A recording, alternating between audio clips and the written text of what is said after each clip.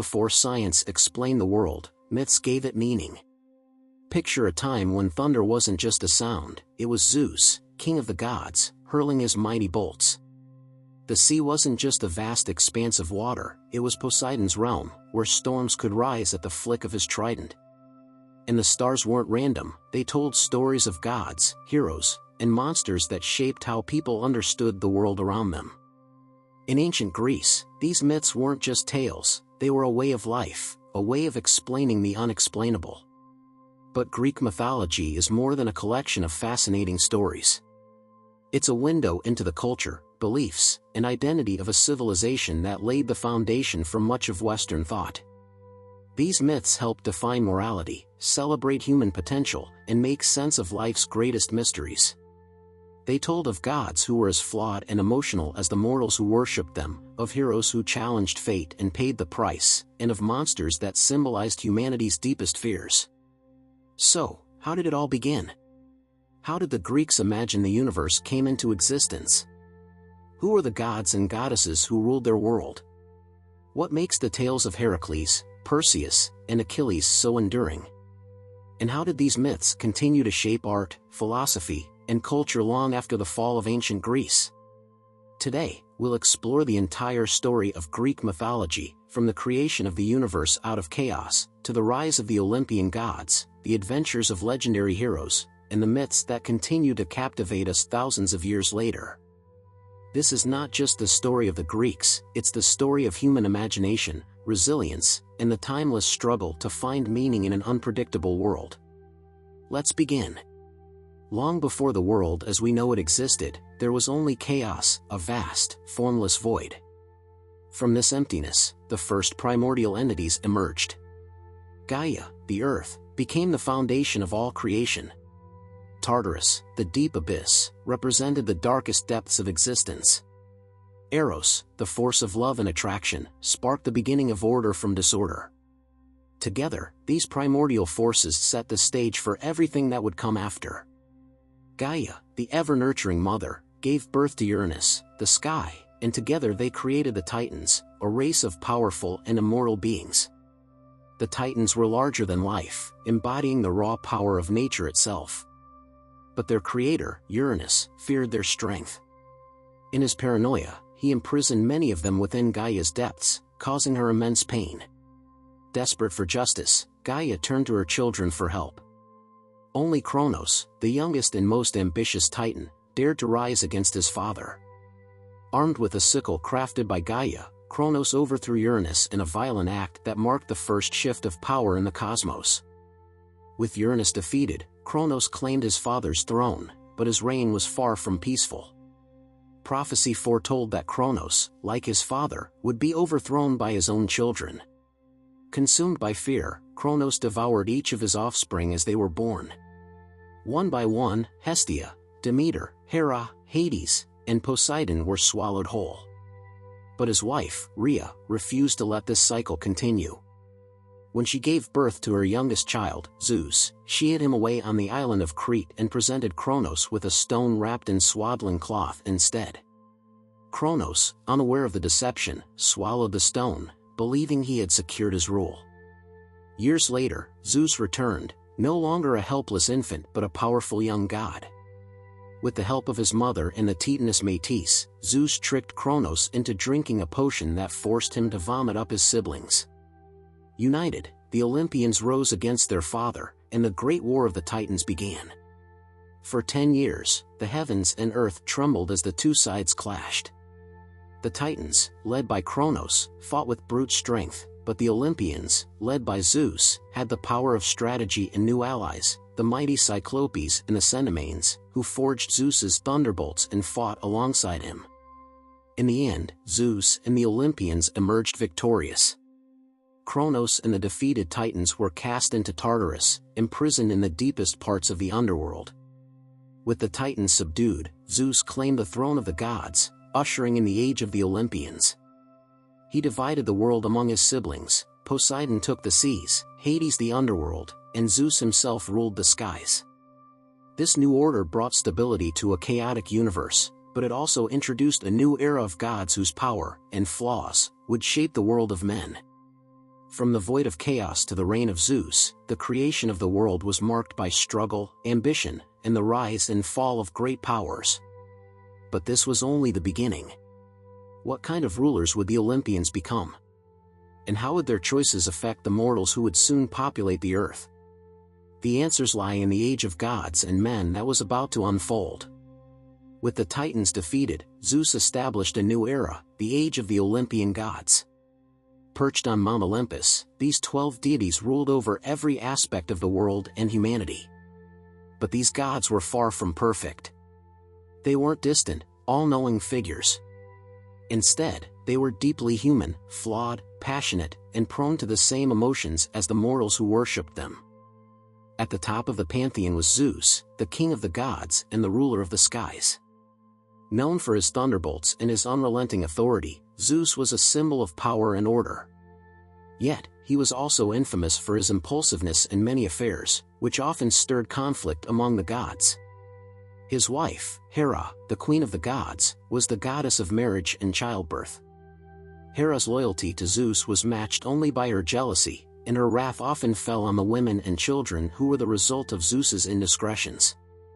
Next was Poseidon, the god of the sea, earthquakes, and horses. Poseidon's temper was as unpredictable as the oceans he ruled. When angered, he unleashed storms and tsunamis, reminding mortals of his power. Meanwhile, Hades, the ruler of the underworld, governed the realm of the dead. Though often feared, Hades was not considered evil, he simply oversaw the natural cycle of life and death. The goddess Demeter was the lifeblood of humanity, responsible for agriculture and the harvest. Her story, particularly her search for her daughter Persephone, explained the changing seasons and reminded mortals of their dependence on the earth. Athena, born fully grown and armored from Zeus's forehead, represented wisdom, strategy, and war. Unlike her brother Ares, who thrived on chaos and bloodshed, Athena approached battle with precision and intellect. Apollo and Artemis, the twin children of Zeus and Leto, balanced light and darkness. Apollo, the god of the sun, music, and prophecy, inspired creativity and knowledge, while Artemis, the goddess of the hunt and the moon, represented independence and the wild. The two siblings were admired for their beauty and power but were also feared for their quick tempers. Aphrodite, the goddess of love and beauty, embodied desire and attraction. Her influence was irresistible, even among the gods. But her charms often led to complications, especially in her marriage to Hephaestus, the god of fire and craftsmanship. Hephaestus, though physically imperfect, was a master builder and creator, forging the tools and weapons of the gods. His intelligence and skill made him indispensable, even as his personal life was filled with struggles. Hermes, the messenger of the gods, was the swift and cunning deity who connected the heavens, earth, and underworld. Known for his wit and trickery, Hermes guided souls to the afterlife and ensured communication between realms. Lastly, there was Dionysus, the god of wine, revelry, and chaos. Dionysus represented the dual nature of joy and madness, reminding mortals of the thin line between celebration and excess. The relationships between the Olympians were as complex as their personalities. Zeus's authority was often challenged, not just by Hera's defiance, but by the ambitions of gods like Poseidon and Athena. Rivalries and alliances shifted constantly. Ares clashed with Athena over the nature of war, while Hephaestus's resentment toward Aphrodite fueled his creativity. These conflicts mirrored the struggles of humanity, making the gods relatable and their myths timeless. For the ancient Greeks, the Olympians weren't just distant figures, they were active participants in daily life. Farmers prayed to Demeter for fertile crops. Soldiers saw Ares' strength and Athena's wisdom before battle. Artists and musicians turned to Apollo for inspiration. The gods were woven into every aspect of existence, from birth to death, guiding and challenging mortals at every turn. But with such power and influence came chaos. How could humanity thrive under gods who were as unpredictable as the natural world they ruled? And what happened when mortals dared to challenge them? These questions lie at the heart of the myths that shaped ancient Greece and continue to resonate today. But Greek mythology didn't just tell the stories of gods, it celebrated mortals who dared to challenge the impossible. These heroes weren't perfect. They were flawed, emotional, and often doomed by their own choices. But it was through their struggles, triumphs, and failures that the Greeks explored the limits of human potential. In a world dominated by powerful gods, the hero's journey was a testament to what mortals could achieve when they embraced courage, ambition, and determination. One of the most celebrated heroes in Greek mythology was Heracles, the son of Zeus and a mortal woman, Alcmene. Heracles was born with unmatched strength but cursed by Hera, Zeus's jealous wife. In a fit of madness inflicted by the goddess, Heracles killed his own family. To atone for his sins, he was tasked with completing 12 impossible labors. These included slaying the Nemean lion, whose skin was impervious to weapons, capturing the golden hind of Artemis, and retrieving Cerberus, the three-headed guardian of the underworld. Each task tested not just his strength but his wit and endurance. By the end of his journey, Heracles had transcended his mortal limitations, achieving immortality and ascending to Olympus. But his story was also a reminder that greatness often comes at a painful cost. Perseus, another of Zeus's sons, was a hero defined by cleverness and bravery. When King Polydectes demanded the head of Medusa, a gorgon whose gaze could turn anyone to stone, Perseus accepted the challenge. Armed with gifts from the gods, including Athena's reflective shield and Hermes' winged sandals, Perseus confronted Medusa in her lair. Using the shield as a mirror, he avoided her deadly gaze and struck her down. On his journey home, he rescued Andromeda, a princess offered as a sacrifice to a sea monster. Perseus's triumphs were not just feats of bravery, they were acts of resourcefulness, showing that even the most terrifying challenges could be overcome with intelligence and divine aid. Then there was Theseus, the founder hero of Athens. Theseus's most famous tale was his battle with the Minotaur, a monstrous creature trapped in the labyrinth. With the help of Ariadne, the daughter of King Minos, Theseus navigated the maze using a simple thread. He killed the Minotaur and escaped, freeing Athens from its obligation to send human sacrifices to Crete. Theseus's journey wasn't just about defeating a monster, it symbolized the triumph of civilization over chaos and the importance of collaboration and strategy. But not all heroes' stories ended in triumph. Achilles, the greatest warrior of the Trojan War, was a hero consumed by rage and destined for tragedy. Born of a mortal father and a sea goddess mother, Achilles was nearly invincible, except for his heel, the one vulnerable spot left by his mother's attempt to make him immortal. During the Trojan War, Achilles' anger over the loss of his honor led him to withdraw from battle, costing the Greeks dearly. When he finally returned, he fought with unmatched ferocity, killing Hector, Troy's greatest defender. Yet, even Achilles could not escape his fate. Struck down by an arrow to his heel, his death marked the end of an era of heroes. The stories of these heroes were more than just entertainment, they were reflections of Greek values and fears. Heracles taught the Greeks about redemption and resilience. Perseus showed the power of ingenuity. Theseus symbolized order triumphing over chaos. Achilles warned of the dangers of unchecked anger and pride. But all these myths shared common themes: the inevitability of fate, the consequences of hubris, and the delicate balance between moral ambition and divine intervention. In the world of Greek mythology, heroes walked a fine line between greatness and ruin. They were celebrated not because they were perfect, but because they faced their flaws, their challenges, and their mortality head-on. These stories weren't just about the heroes, they were about the human experience itself. But gods weren't the only beings to shape the fate of mortals. The creatures and monsters that roamed the earth were often as powerful, fearsome, and unpredictable as the gods themselves. These beasts were not merely challenges to be conquered, they were symbols of the dangers and struggles that humanity faced. Each monster had a lesson to teach, a moral tale wrapped in the form of terror and challenge. Take, for example, the Hydra, a serpent-like creature with multiple heads. The Hydra's most terrifying feature wasn't just its size or its venom, it was the ability to regenerate 2 heads for every one that was cut off. This monstrous ability made it nearly impossible to defeat. Heracles, in one of his 12 labors, was tasked with slaying the Hydra. But he quickly discovered that brute force alone wouldn't work. It was only through careful strategy, having his companion Iolaus cauterize the stumps after each head was severed, that Heracles finally triumphed. The Hydra was not just a monster, it represented the challenge of facing an enemy that grows stronger the more you attack it. Heracles' victory was not just physical, it was a lesson in perseverance, collaboration, and outsmarting overwhelming odds. The Hydra embodies the danger of unchecked, growing challenges, whether in the form of a difficult problem or an uncontrollable situation. Then there was Cerberus, the three-headed dog that guarded the gates of the underworld. His role was clear, no soul could pass into the realm of the dead without his approval. While Cerberus was fierce, he wasn't inherently evil. He simply performed his duty. Yet, in Greek mythology, even such a beast could be subverted. Heracles, again, faced this creature during his 12 labors. Instead of fighting Cerberus, Heracles used his immense strength to subdue him and bring him back to the mortal world.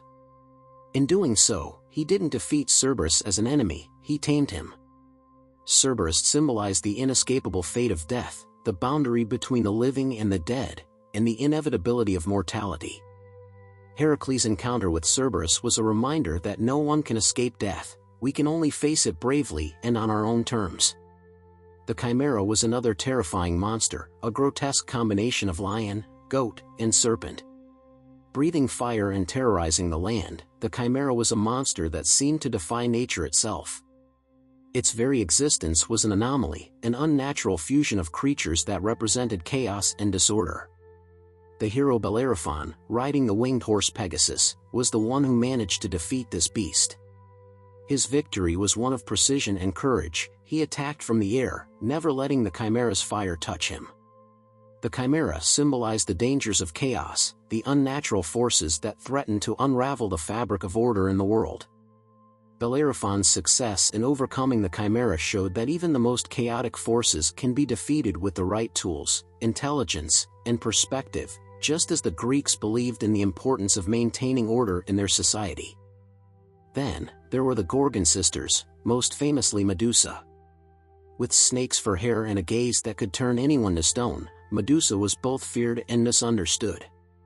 Once a beautiful mortal, Medusa was cursed by Athena, turned into a monster as punishment for defiling her temple. In the myth of Perseus, Medusa represents more than just a fearsome creature. Her curse was a punishment for transgression, but it also symbolizes how beauty and power can be corrupted and twisted by vengeance. Perseus, tasked with slaying Medusa, used a shield as a mirror to avoid her deadly gaze and behead her. The Gorgon myths emphasize the consequences of unchecked emotion, jealousy, and vengeance, both for the victim and the perpetrator. These monsters and creatures, though terrifying, are more than just obstacles for heroes to overcome. They represent the darkness, fear, and chaos inherent in the human experience, and the lessons learned from confronting them are as valuable as the victories themselves. In Greek mythology, monsters served as tests for heroes, as reflections of their inner struggles, and as symbols of the limits and potential of human effort. But what lessons did the Greeks draw from these monstrous tales? Greek mythology, at its heart, was a moral compass. It taught lessons about the fragility of human life, the limits of power, and the importance of humility. Many of the heroes in Greek mythology were not defined by their physical strength, but by their ability to recognize their limitations and work with others. Heracles didn't defeat the Hydra alone, he had help. Perseus didn't defeat Medusa through sheer force, he used his wits. Even Bellerophon, with his mighty Pegasus, needed the wisdom to understand his opponent and act strategically. At the same time, the monsters of Greek mythology served as reminders of the dangers of hubris, excessive pride or arrogance. Heroes like Achilles and Icarus are prime examples of how pride, unchecked ambition, or the refusal to recognize one's limits leads to downfall. Achilles, whose rage led him to withdraw from battle and cost many lives, was ultimately undone by a small, vulnerable spot on his body, the very part he believed was invulnerable. Icarus, in his desire to fly higher, ignored his father Daedalus' warnings and flew too close to the sun, causing his wax wings to melt. Both heroes failed to acknowledge the limits imposed by their human nature, and in doing so, they paid the ultimate price. Greek mythology teaches that while greatness is achievable, it requires humility, wisdom, and understanding of one's own limitations. It is through recognizing these limits and working with others that true heroism is found. The monsters weren't just tests of strength, they were moral lessons, teaching the Greeks, and us, that even in a world of gods and creatures, the greatest victories come not from power, but from understanding, wisdom, and the humility to face our own flaws. But as we move from these legendary creatures to the grandest war in Greek mythology, the Trojan War, let's explore how these heroes' struggles and the epic conflict reshaped the fate of entire civilizations. The Trojan War is one of the most famous conflicts in Greek mythology, a tale of love, betrayal, and epic heroism that spanned a decade and left a mark on history. It began with a seemingly innocent event, the judgment of Paris, a moment that would set in motion the downfall of a city and the lives of countless heroes. It all started at the wedding of Peleus and Thetis, the sea nymph. All the gods and goddesses were invited, except for Eris, the goddess of discord. Furious at being excluded, Eris threw a golden apple into the crowd, inscribed with the words "for the fairest." The goddesses Hera, Athena, and Aphrodite all claimed the apple, leading to a fierce rivalry. Unable to settle the dispute, they turned to Paris, the prince of Troy, to judge who was the fairest. Each goddess offered him a tempting bribe. Hera promised power, Athena promised wisdom and military success, and Aphrodite offered the love of the most beautiful mortal woman in the world, Helen of Sparta. Paris, captivated by Aphrodite's offer, chose her as the winner, setting the stage for the war that would follow. Helen was already married to Menelaus, the king of Sparta. Furious at her abduction, Menelaus called upon the other Greek kings and princes to honor an oath they had sworn, to protect Helen's marriage. The Greek army, led by Menelaus's brother Agamemnon, sailed to Troy to lay siege to the city and retrieve Helen. The Trojan War had begun. The war would be fought for 10 long years, and the heroes who fought in it would become legends. Among the most prominent was Achilles, the greatest warrior of the Greeks. His rage, pride, and the choices he made would define the course of the war. Achilles was nearly invulnerable, save for one weak spot, his heel. His fury burned hot, especially when Agamemnon took his war prize, Briseis, a beautiful captive woman. In a fit of rage, Achilles withdrew from the fighting, causing a huge blow to the Greek forces.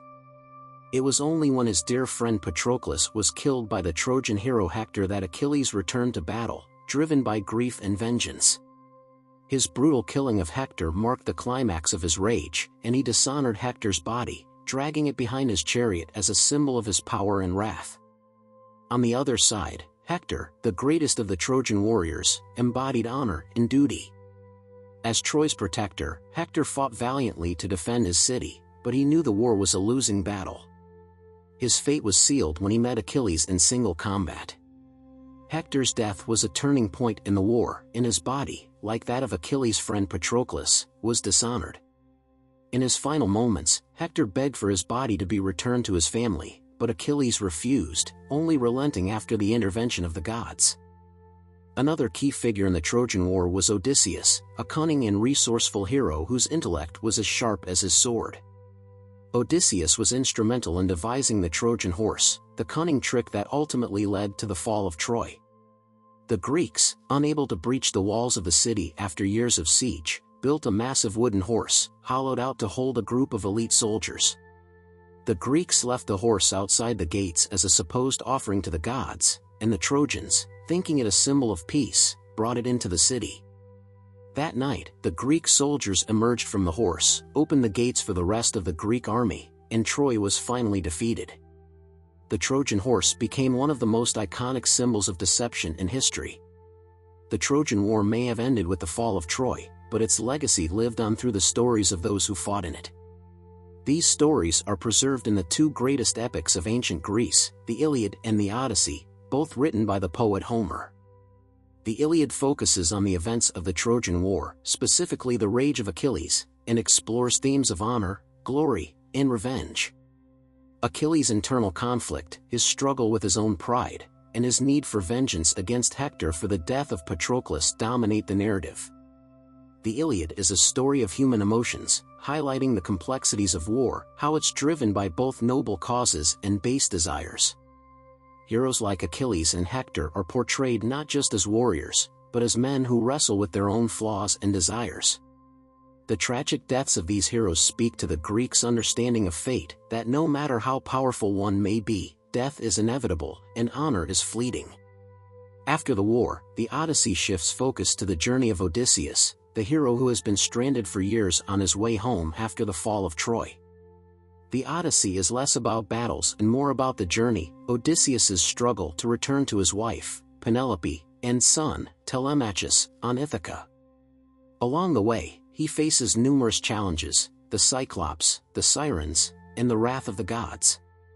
The Odyssey represents the theme of the journey home, both literally and metaphorically, and speaks to the Greek value of perseverance in the face of hardship.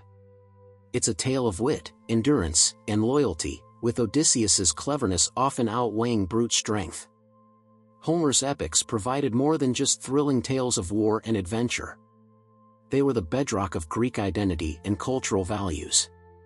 The themes of honor, revenge, and the journey were not just reflective of the myths, they were the ideals by which the Greeks lived. Honor was central to the Greek warrior code, revenge was seen as a natural response to personal wrongs, and the journey was a metaphor for the human struggle against fate, perseverance, and self-discovery.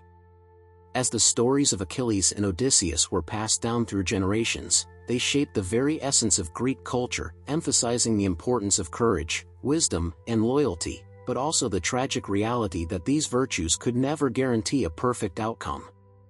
In the end, Homer's epics weren't just about the past, they were a timeless reflection on the human condition, offering insights into the ideals and struggles that still resonate today. But while the gods ruled the heavens, one god controlled the realm of the dead, Hades, the king of the underworld. Unlike the gods of Mount Olympus, who represented the forces of nature and civilization, Hades presided over the end of life, where souls journeyed after death. But the underworld wasn't a singular place, it was divided into various regions, each with its own purpose and significance. At the deepest, darkest part of the underworld lay Tartarus, a realm reserved for punishment. Tartarus wasn't just a place for the souls of the wicked, it was also the prison for the defeated Titans, banished there after their war with the Olympian gods. It was a realm of torment and despair, where those who had committed egregious crimes in life suffered for eternity. On the other hand, the region of Elysium, or the Elysian Fields, represented the final resting place for those favored by the gods, heroes, the virtuous, and those who had lived righteous lives. Elysium was a peaceful, idyllic realm, often depicted as a paradise where souls enjoyed eternal bliss and the rewards of their noble deeds. Between these extremes, the souls of ordinary mortals wandered. The journey to the underworld wasn't simple, souls had to cross the river Styx, a boundary that separated the living world from the dead. Ferried across the river by Charon, the grim boatman, souls were forever lost to the realm unless they had a coin to pay for the journey. Upon crossing, they faced judgment. Minos, one of the judges of the dead, would determine whether a soul was bound for Elysium or Tartarus, or if they were to wander the Asphodel Meadows, a place of indifference for those whose lives were neither particularly good nor evil. One of the most poignant myths tied to the underworld is the tragic love story of Orpheus and Eurydice. Orpheus, a talented musician whose music could charm anyone, even the gods, fell deeply in love with Eurydice. But their happiness was short-lived. On their wedding day, Eurydice was bitten by a snake and died. Stricken with grief, Orpheus traveled to the underworld to beg Hades and Persephone to return his wife. Moved by his music, Hades agreed, but under one condition: Orpheus must not look back at Eurydice until they had reached the land of the living. But, driven by doubt, Orpheus looked back just before they emerged, and Eurydice was lost to him forever. This myth reflects the ancient Greek understanding of fate and the powerlessness of mortals against the inevitability of death. It also underscores the tragic tension between love and loss, the idea that no matter how much one loves, death is the ultimate force that cannot be defied. Another famous myth tied to the underworld is the story of Persephone and her abduction by Hades. Persephone, the daughter of Demeter, was gathering flowers when Hades emerged from the ground in his chariot and kidnapped her, taking her to the underworld to be his wife. Demeter, devastated by the loss of her daughter, caused the earth to wither and grow barren, signaling the onset of winter. Eventually, a deal was struck. Persephone would spend part of the year with Hades and part of the year with her mother. This myth explained the changing of the seasons, the grief of Demeter in winter, when Persephone was in the underworld, and the rejoicing of spring when Persephone returned to the earth, bringing life and fertility back to the land. The myths of the underworld weren't just cautionary tales or tragic love stories, they had deep cultural significance. For the ancient Greeks, death was an inevitable part of the human experience, but it wasn't something to be feared. Their beliefs about the afterlife reflected their understanding of the cyclical nature of life and death. Death was a passage, not an end. Their rituals and beliefs surrounding the dead were designed to honor the deceased and ensure that they would find peace in the afterlife. Greek funerary customs were elaborate, reflecting the importance of proper rites. The body of the deceased was carefully prepared and placed on a bier, often with coins placed on the eyes or mouth to pay Charon for the ferry ride. Funerary feasts and offerings to the gods were common, as the Greeks believed that a soul's peace depended on the care taken in its transition to the afterlife. The rituals also served to reinforce community bonds, as the family and friends of the deceased came together to mourn and honor the dead. The concept of a soul in Greek thought was fluid. While the gods' immortality was absolute, the souls of mortals were much more transient. Some believed the soul was a mere shadow of the person, a breath of life that faded after death. But for the more virtuous souls, the promise of Elysium gave hope that life after death could be rewarding. For the rest, their fate rested on the judgment of the gods. The Greeks also believed in the power of ancestor worship, which was reflected in their reverence for the dead. They believed the spirits of their ancestors could influence the living world. The veneration of ancestors through rituals, sacrifices, and prayers ensured that the dead were appeased, preventing them from becoming restless or angry spirits. Greek views on death were complex. Death was not an end, but a passage, and it was through proper rites and respect for the dead that one could ensure peace for themselves and their loved ones in the afterlife. The stories of Orpheus, Persephone, and others spoke to the Greeks' understanding of life's transience, the inevitability of death, and the need for respect, ritual, and humility in the face of what lay beyond. These tales were not just about the underworld, they were about life, reminding the living of their mortality and the importance of how they lived. Greek mythology is not just a collection of ancient stories, it is a profound and lasting influence on the cultural landscape, not only of the ancient world but of modern society as well. From art and literature to philosophy and psychology, the myths of gods, heroes, and monsters continue to shape how we understand ourselves, our emotions, and our relationships with others. In ancient Greece, mythology was integral to the artistic and intellectual life of the people. Greek artists painted scenes from the gods' lives on pottery, sculpted statues of their most revered deities, and adorned their temples with intricate friezes depicting myths. The gods weren't just worshipped, they were celebrated in every form of art. The famous sculptures of Phidias, such as those of Zeus and Athena, are prime examples of how the Greek gods were immortalized through art, reflecting both their divine power and human characteristics. These representations weren't merely decorative, they told stories. They captured the essence of Greek values, from honor and heroism to the complex relationships between gods and mortals. Greek mythology also had a profound impact on literature. The epic poems of Homer, the Iliad and the Odyssey, were the cornerstone of Greek literary tradition and served as the foundation for much of Western literature. These works not only preserved the stories of gods and heroes, but they also shaped the very structure of epic storytelling. The themes of heroism, vengeance, and the human condition explored in Homer's epics were carried forward by later poets, playwrights, and philosophers. Playwrights like Aeschylus, Sophocles, and Euripides drew directly from mythological stories, writing tragedies that explored the complexities of fate, morality, and divine intervention. The tragedies of Oedipus Rex, Electra, and Antigone are just a few examples where myths were not only retold but explored with deep philosophical inquiry. the influence of Greek mythology extended beyond Greece, especially to Rome. As the Roman Empire expanded, the Romans adopted and adapted many elements of Greek mythology, incorporating them into their own pantheon of gods.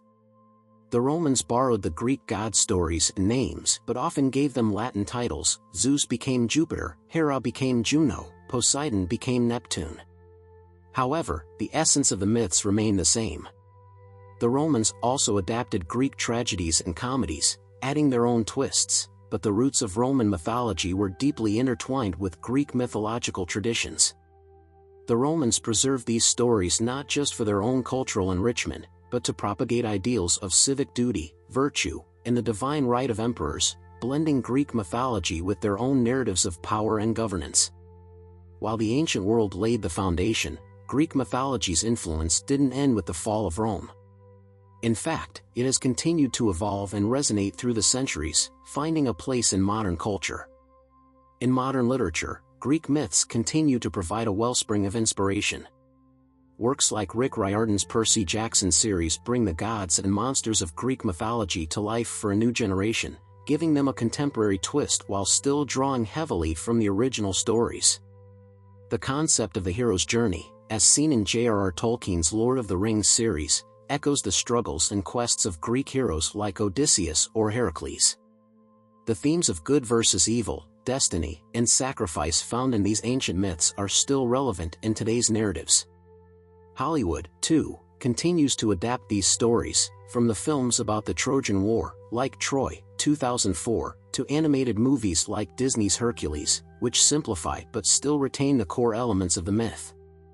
In psychology, the impact of Greek mythology is profound, particularly through the work of Sigmund Freud.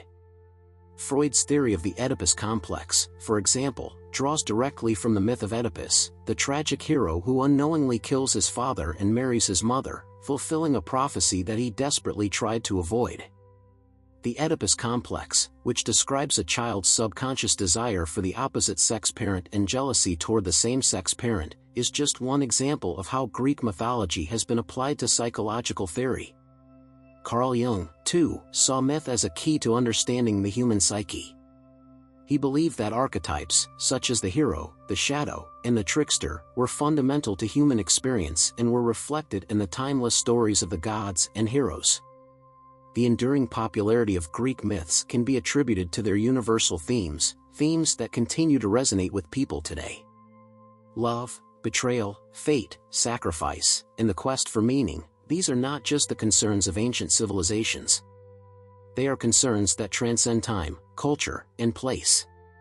The myth of Persephone, for example, speaks to the cycles of life and death, of seasons and renewal, but it also touches on the themes of loss and recovery that everyone can relate to. The story of Achilles, with his rage, pride, and ultimate tragedy, explores the limits of human power and the cost of seeking vengeance. Greek myths are not just stories, they are reflections of the human experience. They ask us to consider what it means to be human, to struggle with our desires and ambitions, to face the consequences of our actions, and to grapple with the forces that shape our destinies. These ancient stories endure because they speak to our deepest emotions and challenges. They offer timeless lessons in how we understand ourselves, our relationships, and our place in the world.